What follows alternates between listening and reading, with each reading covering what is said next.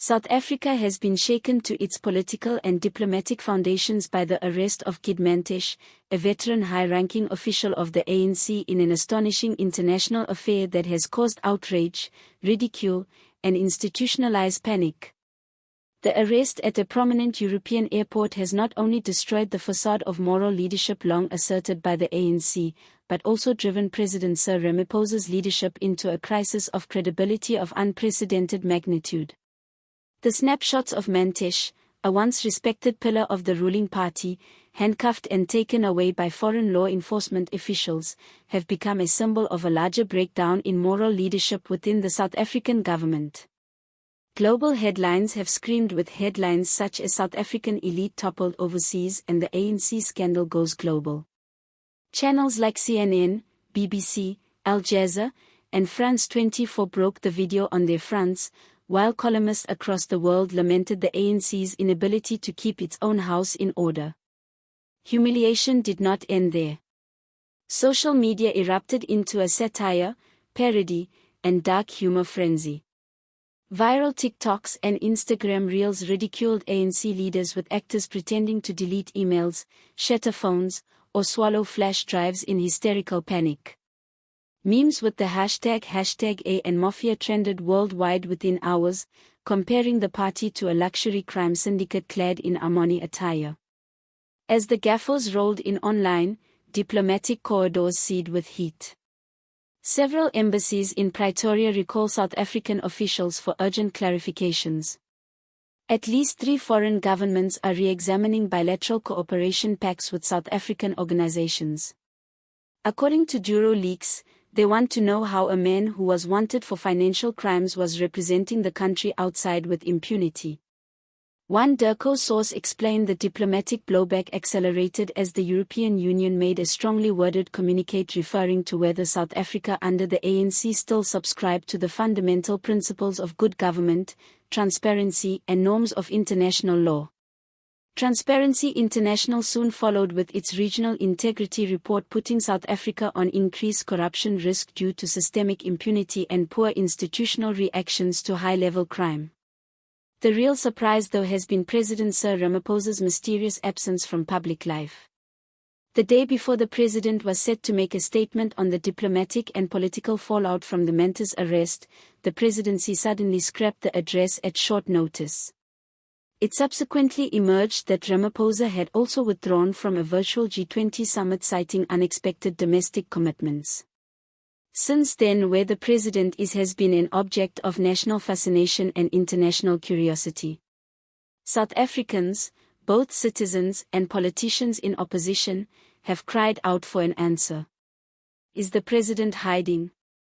Is he consulting lawyers? Is he trying to conceal his possible complicity or at least his advanced knowledge of Mantashe's illegal activities? The deafening silence. Political analyst Anka Patiro on SABC News stated, his absence is not neutral. It's a message. The message is fear. Fear of being implicated. Fear of being exposed. Fear that the global community now sees the ANC not as liberators but as looters. Speculation has been further fueled by reports leaked which indicated that Ramaphosa had as early as last year been alerted to Mantashe's offshore financial transactions, such as irregularities picked up by South African Reserve Bank. Observers and foreign banking warnings that nothing was done has made many people think that a cover-up may have been attempted, if not worse, the idea of corruption having been institutionalized at the top of power. The impact has had a ripple effect on the ANC. Finance Minister Enoch Godwana was confronted by an irate diaspora audience at the Berlin Economic Forum, whose keynote address he cut short with chants of "arrest them all" and "Ramaphosa must speak." An eyewitness described on video how the shaken minister had to be led out by security as boos filled the auditorium. At a diplomatic luncheon in London, ANC MPs were greeted by protesters carrying placards reading, "The ANC is not South Africa and you betrayed Mandela." Similar demonstrations were held outside embassies in Canada, Australia, and Kenya, where South African diaspora members demanded a complete shake-up of the party's leadership. Within Latuli House, the atmosphere is panic-stricken, divided, and desperate. billed as emergency meetings by ANC insiders. These have degenerated into shouting affairs. One NEC member who spoke anonymously was quoted as saying, "The party is leaderless. The president is hiding. We have no strategy. The world is laughing at us and we brought this upon ourselves." Trying to do some damage control, NC Secretary-General Fel Malula conducted a TOR press conference in Johannesburg. But instead of transparency, Bola launched into a bizarre rant about a foreign plot and neo-colonial meddling, attempting to deflect blame away from the party. His performance, however, only made things worse. Political commentators widely mocked his remarks as delusional, while journalists in the room reportedly burst into laughter during his explanation. The picture of bumbling Bola struggling to come up with woolly answers has since become yet another meme to flood social media. Political pressure is building on the ANC to not just formally discipline Mendes but also to come clean about who knew what and when. The Democratic Alliance has lodged an urgent motion in Parliament for an independent commission into Mendes' foreign interactions with subpoena rights to question Ramaphosa and other high-ranking ANC leaders. The EFF has taken it a step further, demanding the president's immediate resignation and new elections to restore public confidence. This absence of accountability has left a void that opposition parties are fighting to occupy.